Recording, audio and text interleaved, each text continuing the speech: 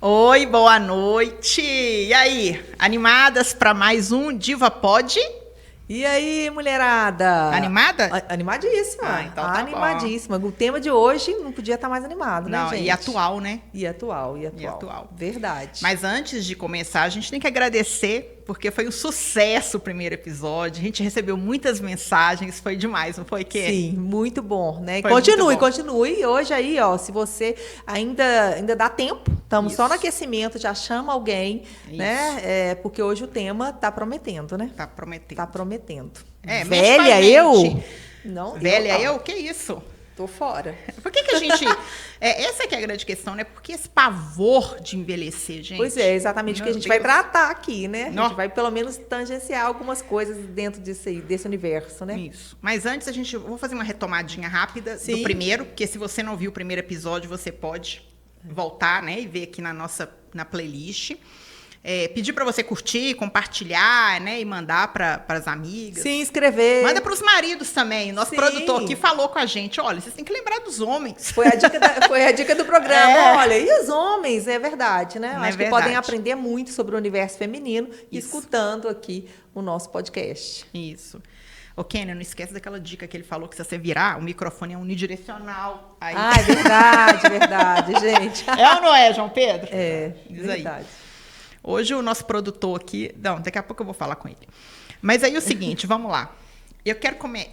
tá. Ivna, concentra. Peraí. Primeiro passo. Recordar que no último a gente falou sobre diva e a gente pensou assim, que foi uma sacada da hora ali, de pensar da gente...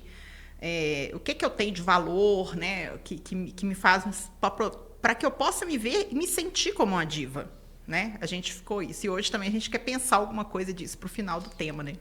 A ideia era que você se inspirasse, né? Quais eram as divas que te inspiram perto, né? Na sua vida família, real, né? Na sua vida real, mas também você, o que você traz aí, né? Que te faz, assim, divônica, né? Todas nós trazemos alguma coisa. Se você ainda não viu o episódio, volta lá, porque tinha um exercício para fazer, coisa de professora, gente. Não tem jeito. Não tem jeito. Eu vou começar, então, com uma manchete Nossa, que viralizou na internet, todo mundo falando, assim, porque faz a gente pensar o mundo num tempo ainda muito recente, historicamente falando, né? Assim, em termos de história, é muito recente. E que era, assim, um jornal.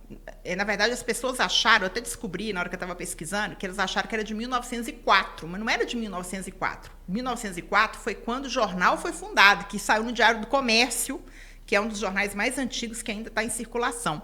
E a manchete é assim: ônibus entrou na casa humilde e foi apanhar a velhinha de 42 anos. Então era o quê? Matusalém, né? 50 já era, tava velhinha fora. De 42 anos. E foi muito legal, porque aí depois eu fui ver, e aí essa jornalista que escreveu a respeito dessa notícia viral falou o seguinte, que naquela época, em 1960, que foi a data da publicação dessa notícia, inclusive dia 4 de agosto de 1960, né, decorei, qual era a expectativa de vida daquele contexto. E é impressionante, porque naquele ano, na década de 60, a expectativa de vida era 52,5, né? As pessoas viviam 52 anos. Então, realmente, uma mulher de 42 anos era velhinha. Seria hoje nem tanto, talvez 70, 80, né? Porque hoje a expectativa de vida, segundo o IBGE, né, o último censo, para as mulheres 79, os homens 72, por aí, né? 73. 2,5, para os homens 3, e para as né? mulheres 79. 79. É uma diferença absurda, né? Uma diferença absurda que faz muito sentido. A tendência, a gente inclusive já teve números melhores, mas que a gente está começando a recuperar pandemia. Em função da pandemia, né? A gente está começando a crescer nesses números de novo. Exatamente pelo que a gente tem de recurso. Hoje a gente tem muito mais acesso à saúde, né? A gente tem mais recursos para que a gente viva mais tempo. Agora, viver mais e melhor é outra história. Teve aí a descoberta do antibiótico, da penicilina, as vacinas, tudo isso que foi aumentando, né? Ivna, minha avó teve 23 filhos. Hã? Vovó teve 23 filhos, ela casou aos 13, são parênteses, né, gente? As nossas histórias. Vovó casou aos 13 anos e desde... Vó materna ou paterna? Paterna. Desde a primeira menstruação, né, eu acho que assim, ela já começou a engravidar e papai dizia que era sempre um na barriga, né, um no colo, um fora, um dentro e já pensando em fazer outro, né, assim. E um no peito. E um amamentando. E, na verdade, é só para dizer que muitos morriam de doenças, assim, Krupp, de doenças que provavelmente muitos deles estariam vivos se tivessem nascidos em outra época, né? Se curava naquela época com o quê? Com ervas, com muita reza, né? Na lógica da crendice e das possibilidades de medicamentos que são aí cultivados numa horta, né?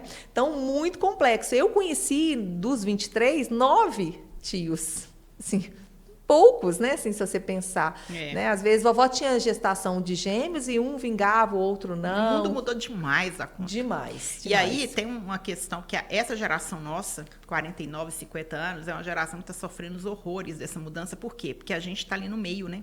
A gente conheceu o mundo analógico. Sim. E agora vê esse mundo hiperconectado. Então, a gente teve um modelo de educação tradicional que funcionou para nós, embora deixou aí muitos problemas também, mas funcionou, e agora você tem outros modelos, outros paradigmas, e aí a gente fica assim. Eu falava com meu marido hoje no café da manhã, a gente fica para lá, vem... Opa, eu saindo do unidirecional. Concentre-se. Concentra. A gente fica para lá e para cá, sem saber o que faz, porque... e aí é muita gente especialista, todo mundo dando pitaco em tudo, a gente fica perdido. Mas, enfim, o que não falta aqui é tema de podcast, né? Mas, voltando.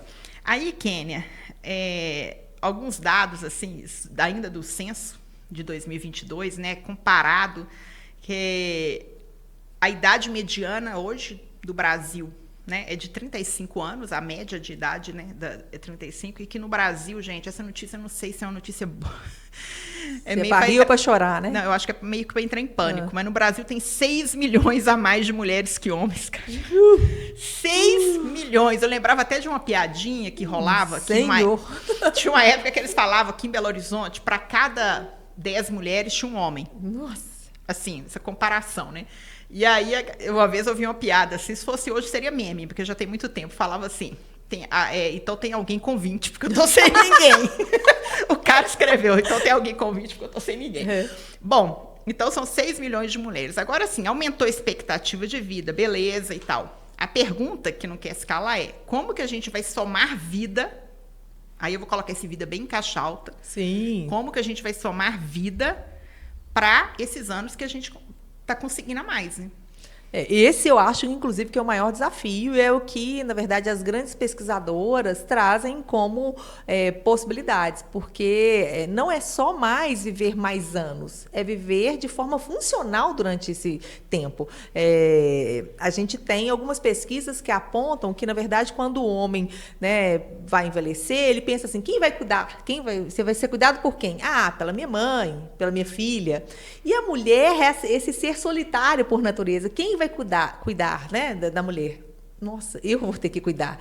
Porque é isso, assim, é uma condição que a gente, às vezes, ignora nesse contexto. E aí, pensar em envelhecer é pensar em preparar-se para envelhecer, né? Porque eu diria, né, assim, que os 50 hoje são os novos 30. Com certeza. Se a gente pensar nessa expectativa de vida, é exatamente isso, né? Isso. Então, a gente ainda está com todo o vigor para o mercado de trabalho. Então, você não é a Kênia 50, você é a Kênia 30. Trintona, isso, 30. Como que é? De repente 30. Eu, de repente 30.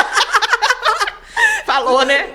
A minha filha, a Amanda, que eu até citei aqui, falaria assim, qualquer coisa vai me avisando.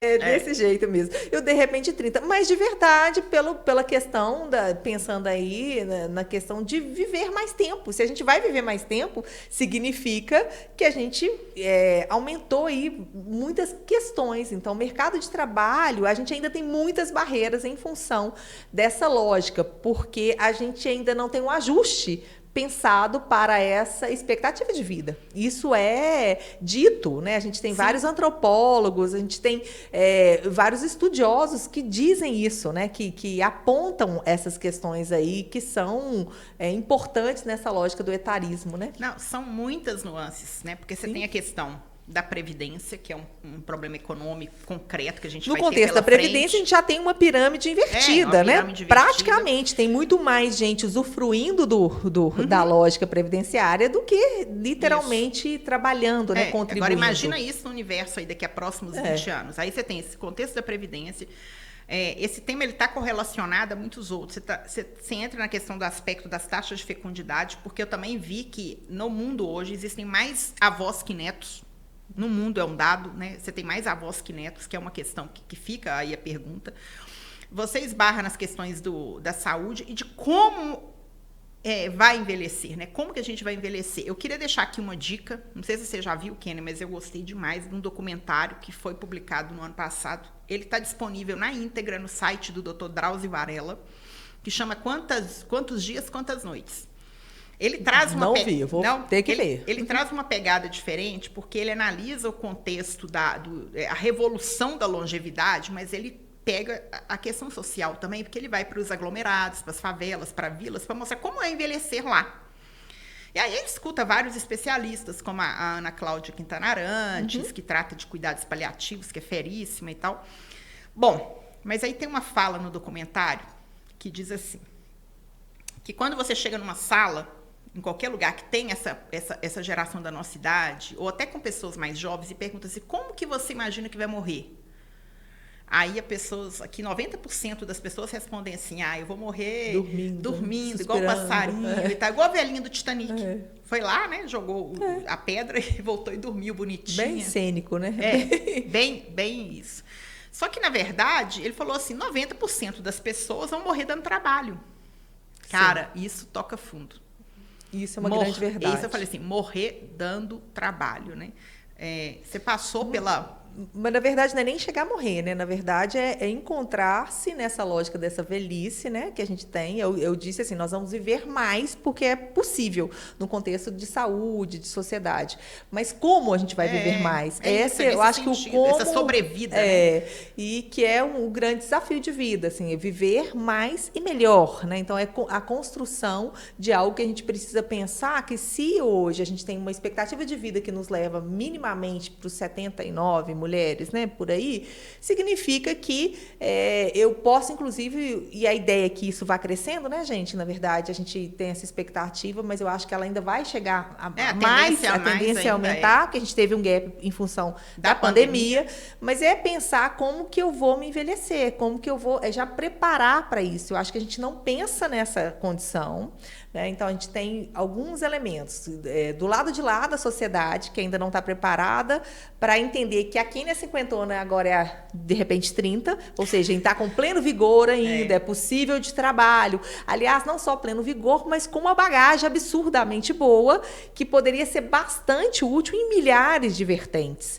Né? E com vigor ainda. E do lado de cá, às vezes, muitas vezes, a pessoa que ainda não tem essa lógica de preparo para essa longevidade, que chegou, ela está aí, é dado. Como digo, quanto a dados, não há argumentos. Né? Então, e tem um detalhe interessante, assim, agora que eu fico me perguntando, Kenny, por que existe esse pânico, né, da gente ser chamada de... Quando alguém chama a gente de velha, eu lembro que eu comecei a dar aula muito nova, com 23, na faculdade. Você também? Nós começamos juntas, né? Na querida FUNSEC, em João Molevade. Sim. Eu comecei um pouquinho depois do seu. Foi em 2003. Você foi antes, não? Eu fui em 2002. Um ano antes. E aí, era muito comum. Então, veja bem, eu comecei a dar aula no curso de pedagogia e eu tinha alunas bem mais velhas que eu naquele contexto. Eu casei em 2003 com 28, eu estava com 27 anos.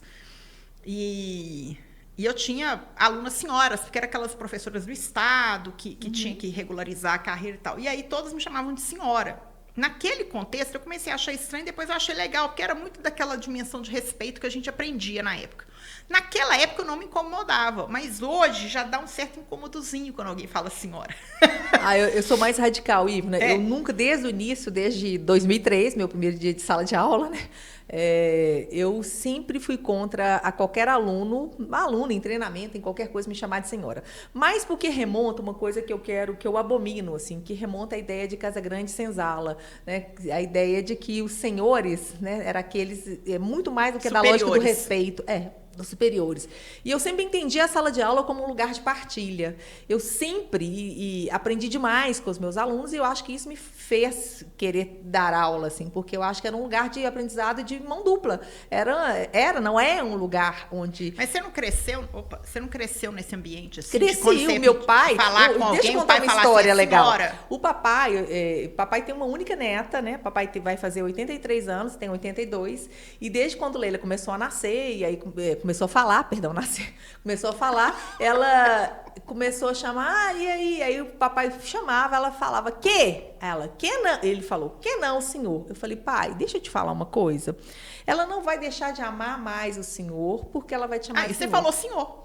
É porque no meu contexto de vida, eu era obrigada a chamá-lo de senhor. Então, mas eu não obriguei a Leila a chamá-lo. Porque tá. eu quis dizer para ele que, na verdade, é a ideia de remontar. Tem coisas que, na minha cabeça, eu sempre falo, sempre que os meus alunos me chamavam, eu sempre chamava atenção para esse quesito. Assim, para mim, sempre remontou, sempre reforçou essa ideia de Casa Grande Senzala, sempre reforçou essa ideia de um sabe mais, o outro sabe menos, e eram lugares que eu abominava, eu abomino, inclusive, até hoje na educação. Eu acho que a educação, outro podcast, né, na verdade, outro tema, mas só para a gente fechar esse parênteses, a educação é um lugar de aprendizado mútuo, né? Como comunicadora, a gente comunica com, não comunica para, né? Assim que a gente aprende.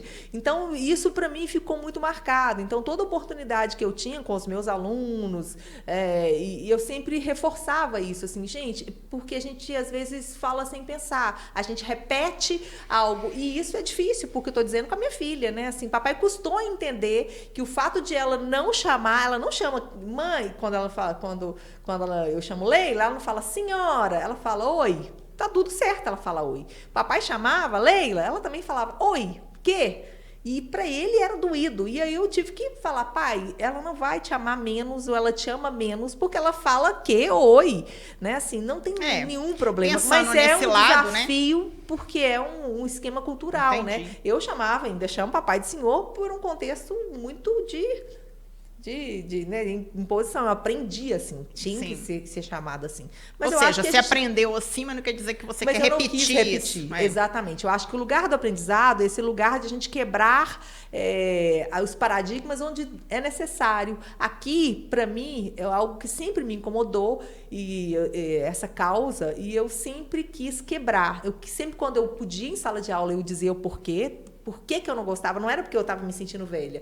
Era exatamente porque aos 28 anos, né? Acho que 28, que eu comecei a dar aula, 29, novinha. E ali já me chamava de senhora com essa lógica do respeito. E eu ali já pontuava. Porque eu queria que os meninos ou as pessoas, né? Todo mundo que estivesse lá, pudessem refletir sobre essa questão de que, às vezes, em pequenas ações de fala, a gente remonta algo que a gente vive de um Brasil colônia, de um Brasil, sim, sabe? Mas aqui, Kênia, com a questão da... A mulherada... Outro tema, né, gente? A mulherada, quando fala senhora... A mulherada, nossa, ela morre, não gosta. Né? O homem também, só senhor. Só para dizer que eu não era senhora ainda, né? Assim, eu não era senhora e já tinha essa postura muito mais por um contexto cultural, assim, que eu queria deixar marcado, né? Mas você entra numa loja, a mulher, a senhora gostaria? Você entra no Uber, a senhora... enfim... E aí, hoje, eu falo assim, realmente eu virei uma senhora, né? Eu tenho que me assumir. E é muito engraçado que uma vez um cara vendendo uma coisa na praia, assim, eu achei que ele teve a palavra perfeita para vender. O menino ambulante vendendo coisa, aquelas cangas e tal. Agora eu quero saber. Aí ele chega, ele fala assim, eu não vou falar você porque ela não é uma mocinha. Eu não vou falar senhora porque ela vai ficar brava, porque vai achar que eu tô chamando ela de velha. Aí ele chegou, né, tinha um produto assim, madame... Eu adorei o madame, cara. Eu achei o madame demais, sabe? Eu falei, cara, eu vou comprar. Né? Eu vou comprar de você só por causa do madame, que você deu um show. Só por causa do madame Sala, madame. Mas a gente tem esse pânico. E aí eu lembro de uma história que eu gosto muito de contar. Lá em casa, na minha família, tem tanta história que sempre, diante desses casos, dessas histórias, as meninas crescem e falam, mãe, no futuro isso é tema de podcast. Eu falei, chegou o futuro. O futuro é agora. Mas o meu pai, Kênia, que você bem conhece, fez 82 anos agora em agosto. Graças a Deus, com muita saúde e tal. E o papai teve cabelo branco muito cedo. E ele é muito engraçado, conta histórias e tudo. quando eu tinha só 2 filhas ainda, talvez uns 10 anos, João Lucas vai fazer 10 mesmo, 10 anos atrás, a gente se tornou sócio de um clube aqui em Belo Horizonte, chama Clube Belo Horizonte, fica ali na orla da Lagoa, e é um clube centenário. E logo quando a gente se tornou sócio, ia ter um baile do Dia das Mães, o Dia dos Namorados. Assim, meu pai e minha mãe gostam muito de dançar, a banda que quer tocar é Chevrolet 70. Eu falei, tá feito. Vamos, pai. Aí fomos nós, arrumamos um Vale Night, alguém ficou com as nossas filhas, fomos nós 4. E tinha muito idoso lá no baile. E dançando, meu filho, num pique danado. Meu pai foi ao banheiro e quando voltou, fez o seguinte comentário. Ele estava com 70 e com o cabelo dele é branquinho já, né? Falou assim, na mesa com o meu marido, com a minha mãe e comigo. Gente, eu fui ali no banheiro agora, que nunca vi tanto velho por metro quadrado. Aí eu falei, hã? Oi? Peraí, você nunca viu tanto velho por metro quadrado? Por quê? Eu falei assim, eu me senti um feto. Que isso, pai? O pai, você tá doido? Aí ele, não, me senti um feto, é muito velho que tem aqui. Aí eu perguntei pra ele, pai, mas assim, o senhor tá com 70 anos. Aí ele, tá, eu tô, e aí? Eu falei, mas qual que é a sensação de envelhecer, de não aceitar? Eu falei, minha filha, não cheguei lá ainda.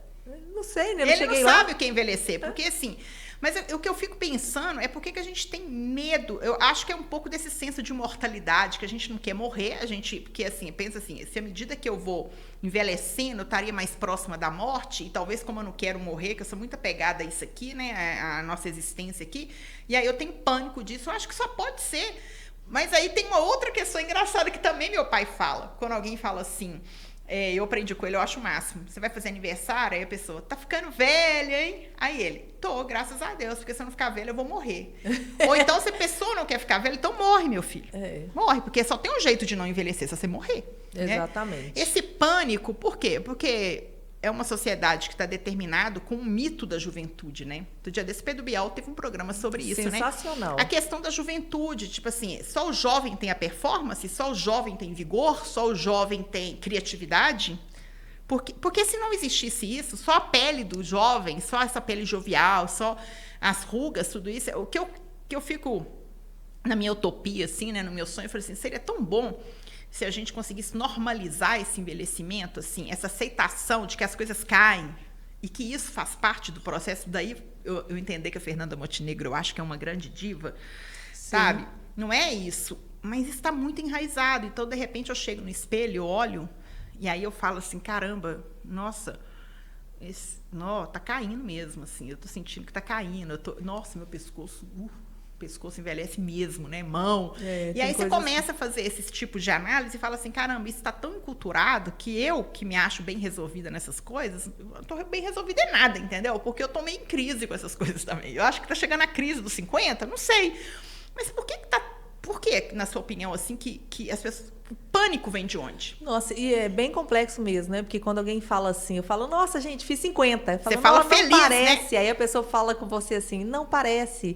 E aí a gente acaba ficando feliz porque não parece os 50. É esse medo de parecer do número, a idade, né? que você tem. De parecer a idade, do número. Bom, eu acho que a gente tem muitas questões por trás disso, né? E eu acho que uma das questões que é mais pontual é que você tocou. Talvez a gente esteja aí num momento talvez mais próximo, quanto mais a gente sobe a montanha, né, a gente talvez esteja mais próximo aí, né, a gente já passou pro outro lado, a ideia já agora é morra abaixo, né, que o povo fala, a gente talvez esteja mais próximo da morte e talvez uma reflexão como eu lido com essa questão, né, de não ser aí imortal, né? Porque a gente pode ser eterno, porque eu defendo essa ideia da eternidade no legado, naquilo que você fala, naquilo que você construiu, isso você deixou, fica, né? Você deixou, isso é imortal, tá? Aí a gente perdeu há pouco tempo um grande comunicador que vai deixar a sua marca, os seus bordões e tudo mais, né? A gente deixa alguma coisa, para o bem ou para o mal, né? Agora, como você identifica com isso? Como que isso acontece? Como que isso cai para você? Então, é um grande desafio de vida entender que a idade, ela só diz aí do contexto daquilo que você construiu, daquilo que você já andou, daquilo que você já tem, né?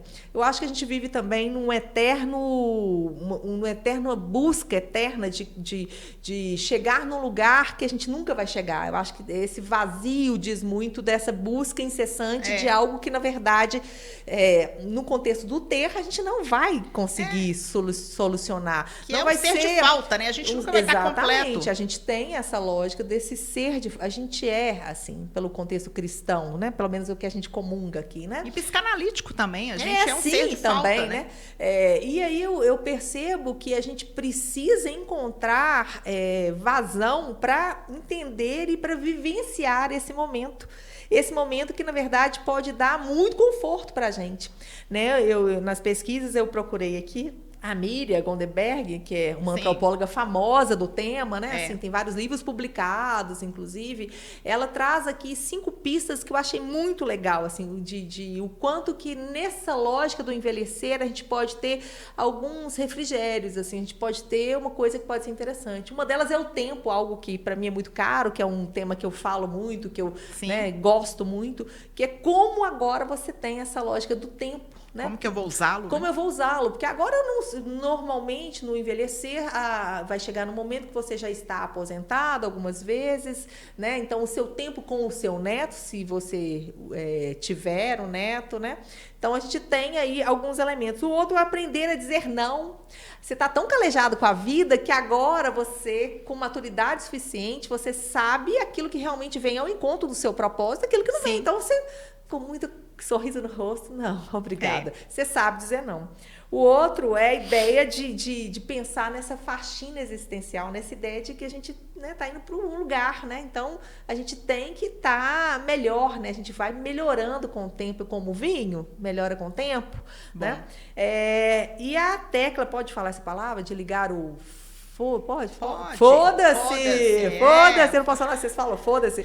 A ideia de ligar aqui o é Campo Livre, meu filho. Nós estamos na internet. E nós somos jovens. De ligar o foda-se para muitas coisas, né? Mas liga com força, né? Ligar com força, porque enquanto jovem, muitas vezes a gente está muito travado. Aí, né, assim, se você pensar que são pistas interessantes. E, por fim, a ideia da importância das amigas. Está aqui, 2 amigas num podcast de mulheres, com esse fôlego de ser lugar de encontro, lugar de aconchego, lugar onde eu posso ser eu mesma, né, na autenticidade, porque aqui as mulheres se encontram. Então, ela deu essas pistas, eu achei tão sensacional. Acho que ela diz exatamente daquilo que a gente precisa pensar, do cuidado ao envelhecer, né, assim, para que esse envelhecimento não aconteça de maneira isolada, não aconteça de maneira, como que eu vou dizer, que você fique sozinha, né, que você estar junto na comunidade, por isso a gente tem as divas, né? A nossa comunidade de divas aí, para que a gente possa estar, ninguém larga a mão de ninguém, tá todo mundo junto, né? Você já ouviu falar, Kenny,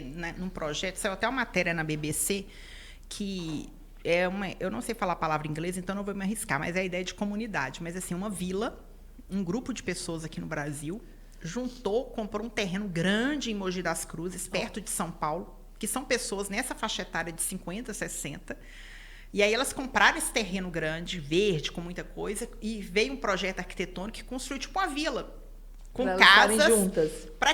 E geralmente são pessoas que, assim, eu estava vendo, casais que os filhos foram embora, foram morar fora e pensaram assim, cara, não vão ficar sozinhos, não tiveram netos, ou então aquela pessoa que não construiu esse modelo de família, né? Então ela não casou, não se relacionou, não teve filhos, e aí ela fala, a lógica do quem vai cuidar de mim. E como é que eu descobri isso? Não foi na internet, por causa de um fato bem cotidiano, acho que dá tempo de eu contar. Estava eu acompanhando um dia um trabalho que eu presto serviço numa instituição social, e tinha lá essa mulher que eu trabalho comigo, e estava tendo uma reunião. Eu entrei para falar uma coisa, e um dos gestores comentou comigo que eu estava brincando com ele, você não colocou a foto lá que eu mandei para o rodapé do e-mail até hoje? Ele, só no dia que você tirou outra foto, que aquela foto não tá boa. Falei, que isso? Então não seja por isso, vou tirar agora. E aí ele começou a ficar atento, falei, escolhe aí qual foto que você quer, caramba, que consciência de imagem é essa, homem? Quantos anos você tem? Aí ele falou, tô com 56, eu falei, acho que eu tô na crise. E aí o assunto mudou. E aí ela vai e solta, né? Que eu quero até trazê-la aqui de convidada, porque eu achei essa dimensão interessantíssima. Muito legal. E ela falou assim, eu vou morar em São Paulo, numa comunidade que foi construída, eu tô gastando todo o meu dinheiro agora, o meu investimento para isso e tal. Ela tá com 62 anos, super jovem, bonitona, empoderada. E aí eu achei tão interessante, fui lá na internet para pesquisar quando eu não olho, tá a foto ela lá.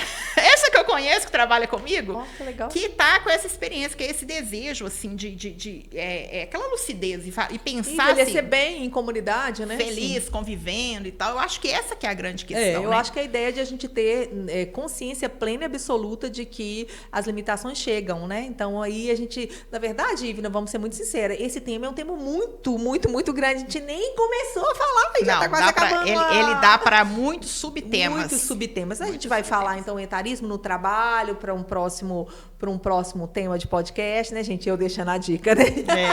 Porque, na verdade, tem muita coisa ainda para ser falada. Mas eu queria fazer uma provocação. Do bem-estar, né? Social, do bem-estar físico, né? Já que o nosso produtor falou que a gente podia falar para o homem, eu podia perguntar para ele, né? Quantos anos mesmo, Aldo? Você Hã? 6.0. 6.0, gente. Você teve a crise dos 50, Aldo? Tá na crise dos 60, tá que nada nadando. 60. Então, mas aí, no dia que a gente foi, né, gravar, falou, não, tem o horário meu da natação e tal. Tem que, até o horário da natação dá.